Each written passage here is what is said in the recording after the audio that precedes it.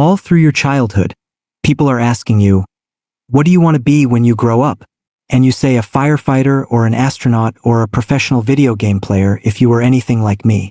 And everyone chuckles, ruffles your hair, and says, that's nice, dear.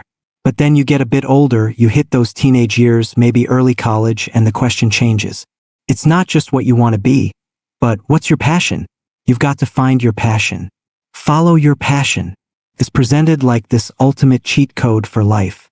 Find the thing you love most, figure out how to get paid for it, and boom, you'll never work a day in your life. Happiness, fulfillment, a gold-plated coffee mug that says, world's best passionate employee.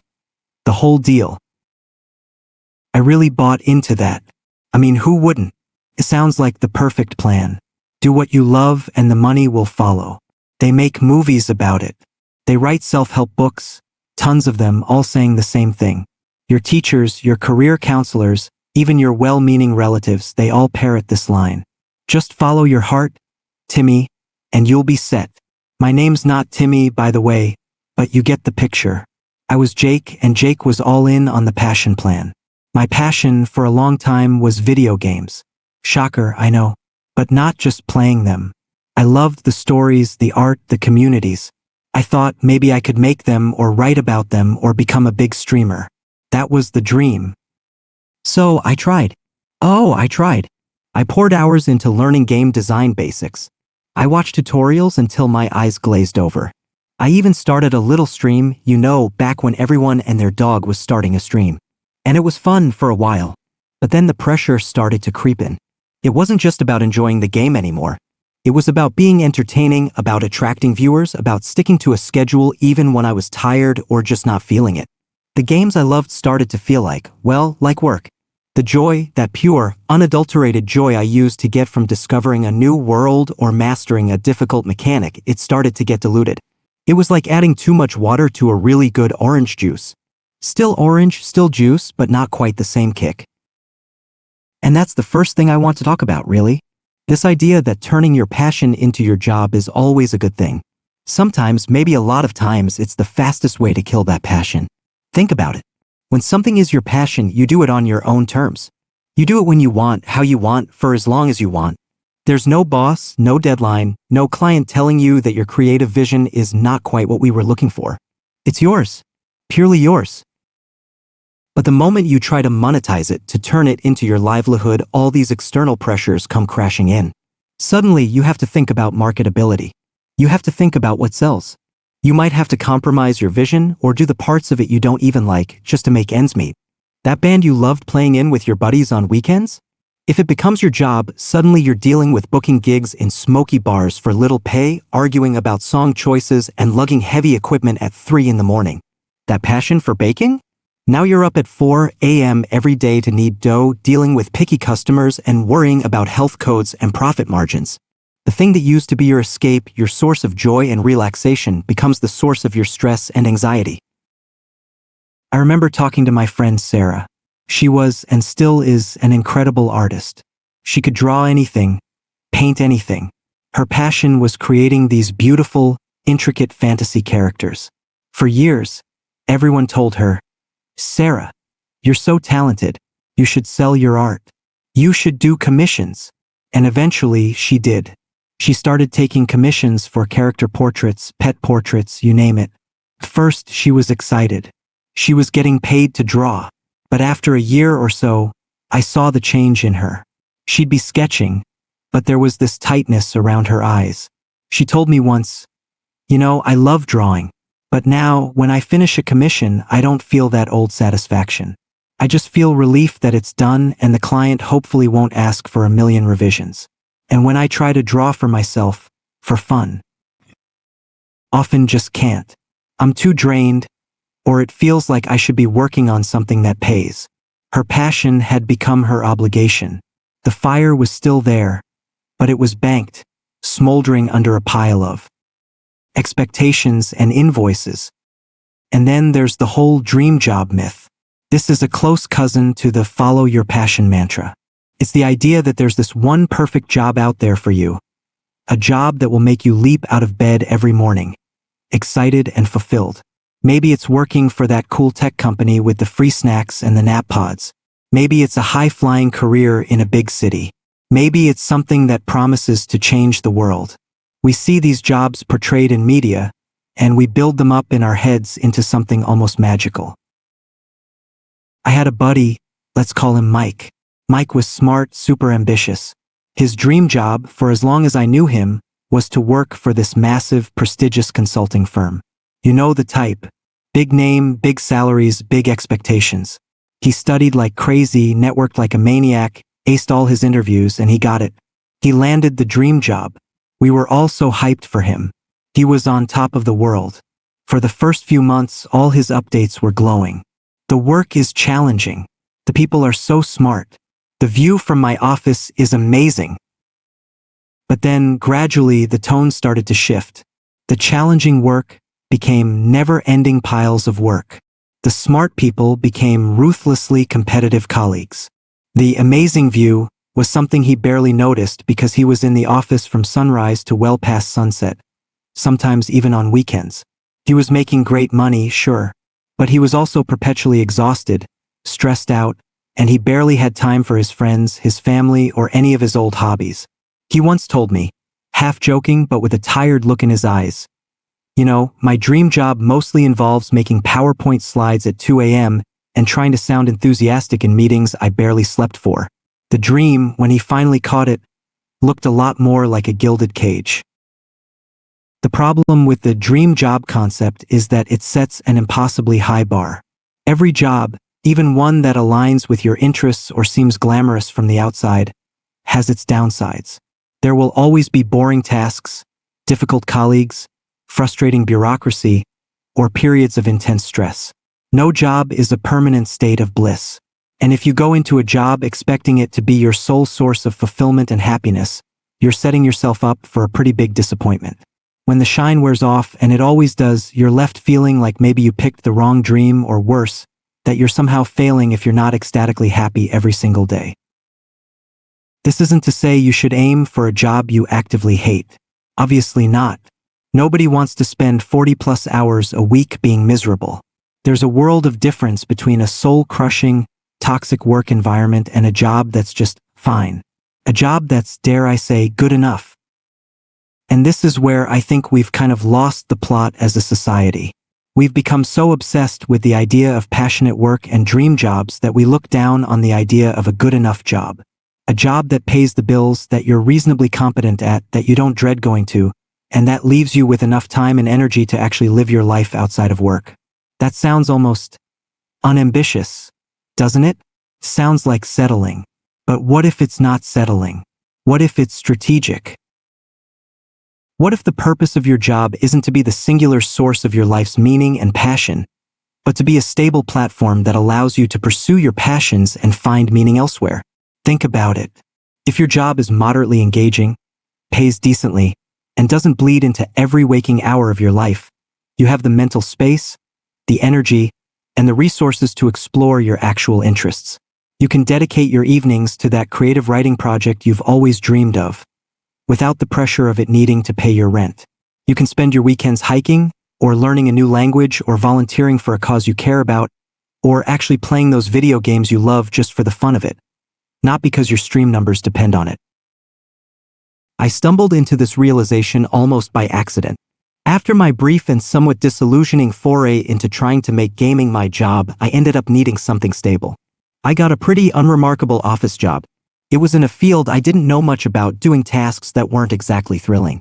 Data entry, report generation, customer support emails. You know the drill. My younger self, the one high on passion Kool-Aid, would have scoffed. "This isn't what I'm meant to do," he'd have wailed. And for a while, I did feel a bit like a failure. My friends were off chasing their dreams, some successfully, some, like Mike, finding the dream wasn't so dreamy after all. And here I was in my beige cubicle dealing with spreadsheets. But then a funny thing happened. Because the job wasn't emotionally consuming, because I could mostly leave it at the door when I clocked out at 5 p.m., I found I had energy. I had brain space. I started reading more. I got back into drawing just for myself, no pressure to sell anything. I started a small garden on my apartment balcony. I even started learning to cook things that didn't just come out of a microwave. These weren't grand, earth-shattering passions that were going to make me rich or famous. They were just nice. They were fulfilling in a quiet, steady way. And my boring job funded all of it. It gave me the security to explore these things without fear. There's a certain kind of freedom in not needing your job to be your everything. It takes so much pressure off. Your identity isn't solely wrapped up in your career. If you have a bad day at work, it's just a bad day at work. It doesn't feel like your entire life's purpose is crumbling. You can clock out, go home, and immerse yourself in something that genuinely recharges you, something that's yours and yours alone, untainted by the need to perform or profit. I think part of the problem is how we define success. We're often taught that success is a linear path: good grades, good college, prestigious job, big house, fancy car. And if your job isn't also your undying passion, you're somehow missing a key ingredient. But what if success is more personal, more nuanced than that? What if success is having strong relationships? Or contributing to your community? Or simply having peace of mind and the freedom to enjoy your days? A lot of the follow your passion advice seems to gloss over the practical realities of life. Not all passions translate well into viable careers. Some passions are best kept as hobbies, as sacred spaces that nourish you without the burden of financial expectation. And that's perfectly okay. In fact, it might even be healthier. There's a real beauty in doing something purely for the love of it with no other agenda. Think about the people who seem genuinely content. Are they all working their dream jobs? Some might be, but I bet a lot of them are people who have found a balance. They have work that they find tolerable, maybe even enjoyable in parts, that provides for them. And then they have rich, fulfilling lives outside of that work. They have hobbies, interests, strong connections with loved ones. They cultivate joy in multiple areas of their lives rather than putting all their eggs in the career basket. I remember my grandfather. He worked as an accountant for the same company for almost 40 years. Was accounting his deep, burning passion? I highly doubt it. I never once heard him speak about debits and credits with a sparkle in his eye. But he was a good accountant. He took pride in his work. It was stable. It allowed him to provide for his family, to buy a house with a nice yard, to take us on summer vacations. And in his free time, he was an avid gardener. His roses were legendary in the neighborhood. He built incredible model ships, intricate things that took months of patient work. He read history books thicker than bricks. He wasn't following his passion in his 9-to-5, but he had a life full of things he was passionate about. And he seemed pretty content to me. Was he a sellout because he didn't try to become a professional rose gardener or a maritime historian? Of course not. He was a practical man who understood that work could be a means to an end, and that end was a well-rounded, enjoyable life. This whole narrative we've built around careers, this idea that your job should be an extension of your deepest self, it's a relatively new thing. For most of human history, work was about survival. You did what you had to do to put food on the table. The idea that work should also be deeply, personally fulfilling on an almost spiritual level. That's a modern luxury and, frankly, a modern pressure. And it can be a really heavy one if you feel like you're not achieving it. It can make you feel like you're adrift, like you're doing adulting wrong. You see people on social media curating these perfect images of their hashtag dream job lives, their hashtag passion project successes, and it's easy to feel inadequate. But remember, social media is a highlight reel. It's not the full, messy, complicated reality. For every person living their apparent dream, there are countless others struggling, or realizing the dream isn't what they thought, or quietly finding contentment in less glamorous but more sustainable ways. So, what am I actually saying here? Am I saying give up on your dreams? No, not exactly. I'm saying maybe we need to redefine what those dreams are and where we look for them. Maybe the dream isn't to find a job that encompasses all your passions. Maybe the dream is to build a life that has space for your passions, whether they're part of your job or not. Don't let the pursuit of a passion job make you miserable. Don't feel like a failure if your 9-to-5 doesn't make your heart sing a constant opera of joy. It's okay to want a job that is just a job. A job that respects your time, pays you fairly, and doesn't demand your soul in return. This kind of job can be a gateway, not a cage. It can give you the stability to explore what truly makes you happy without the pressure of needing it to also pay your bills. Maybe your passion is writing novels. Trying to make a living as a novelist straight out of the gate is incredibly tough. But if you have a decent, stable job, you can write in the evenings, on weekends, at your own pace, telling the stories you want to tell. Maybe your passion is rock climbing. Becoming a professional climber is a long shot, but a steady income can fund your climbing trips, your gear, your gym memberships. You get to enjoy the thrill and the challenge without the constant worry of sponsorships or competition results dictating your survival. There's also the fact that passions can change. What you're passionate about at 22 might be very different from what you're passionate about at 32 or 42.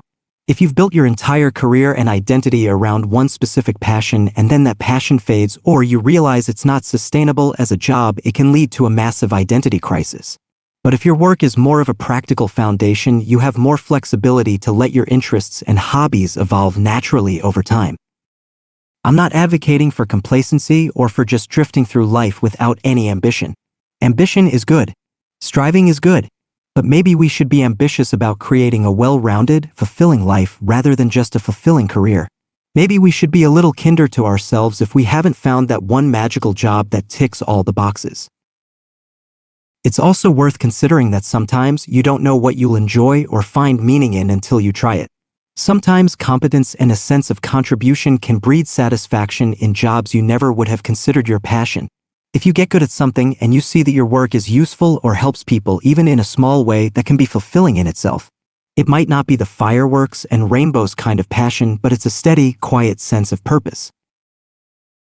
I guess what I'm trying to get at is that this intense pressure to monetize every interest, to find that one perfect dream job, can be really counterproductive. It can lead to burnout, disillusionment, and a feeling of failure if you don't achieve it, or if you achieve it and find out it's not what you expected. It's like we've forgotten that it's okay for a job to just be a job. A means to an end. A way to facilitate the rest of your life. And the rest of your life, that's where the real magic can happen. That's where your true passions can flourish, free from the constraints of the market. That's where you can build relationships, explore hobbies, learn new things, and just be. Without the constant nagging feeling that you should be optimizing your leisure time for career advancement or turning your fun into a side hustle. So if you're feeling a bit lost, a bit disillusioned with this whole adulting thing, especially when it comes to careers, maybe give yourself a break. Maybe the path to a more fulfilling life isn't about finding a job that consumes your entire being with passion. Maybe it's about finding a decent job that allows you to build a life full of passionate pursuits outside of office hours. It's about finding your own definition of success, one that doesn't necessarily have to revolve around what you do for a living. Maybe success is having time to read, to play, to create, to connect with people you care about. Maybe it's about feeling generally content and at peace rather than constantly chasing some elusive state of professional ecstasy. This doesn't mean you shouldn't aim to find work that is interesting or meaningful to you. If you can find that, great, but don't let it be the only thing you strive for. And don't beat yourself up if your current job is more about paying the bills than igniting your soul. Use that stability. Use it as a foundation. My own journey with this is still ongoing, of course. I don't have all the answers. My boring office job has actually become more interesting over time. I've learned new skills, taken on more responsibilities, and I find a certain satisfaction in doing it well. It's not my lifelong passion, and it probably never will be. But it's okay. It's more than okay, actually. It allows me to do this, to sit here and talk to you, to play this game, to have these thoughts without worrying about where my next meal is coming from. It allows me to try new hobbies, to save up for things I want to do, to just live. And I've seen this in other people too. Friends who've stepped off the high-pressure career ladder and found more satisfaction in simpler jobs and richer personal lives. People who've realized that their worth isn't determined by their job title or their salary. It's a quieter path, perhaps. Less flashy. It doesn't make for dramatic movie plots, but it can be a lot more sustainable and ultimately more peaceful. So, the next time someone asks you about your passion or tells you to find your dream job, you don't have to blindly accept that as the only way forward. Think about what really matters to you in all areas of your life. Think about what kind of life you want to build, not just what kind of career. And maybe, just maybe, give the good enough job a little more credit. It might just be the unsung hero that lets you pursue what truly makes you happy without ruining it by trying to make it pay the rent. It's a bit like with games, isn't it? Sometimes the most hyped, AAA dream game turns out to be a bit of a letdown, full of bugs or microtransactions or just not living up to the impossible expectations. And then you stumble upon a little indie game, something you didn't expect much from, and it completely captivates you. It's not about the budget or the marketing, it's about the experience, the joy it brings you. Life can be a bit like that too.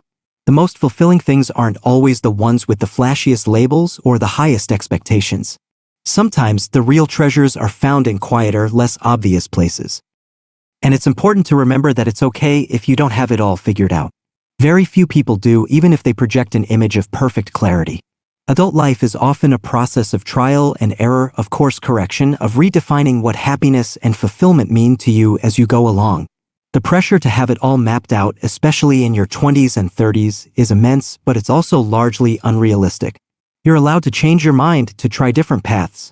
You're allowed to prioritize stability over passion in your work if that's what gives you the peace and freedom to cultivate passion elsewhere.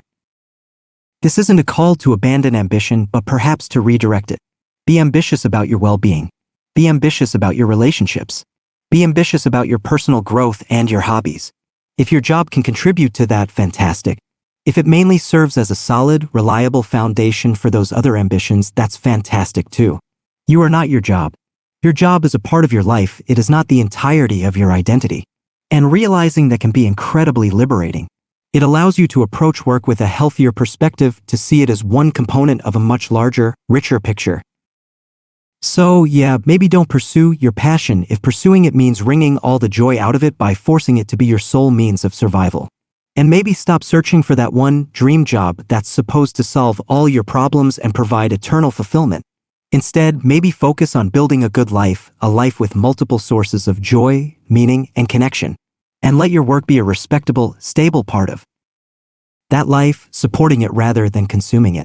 It might not be the advice you hear from every motivational speaker, but it might just be a more realistic and ultimately more satisfying way to navigate the complexities of adult life. It's certainly something that's been on my mind a lot. And honestly, just realizing this, just taking the pressure off myself, has made things feel a whole lot lighter.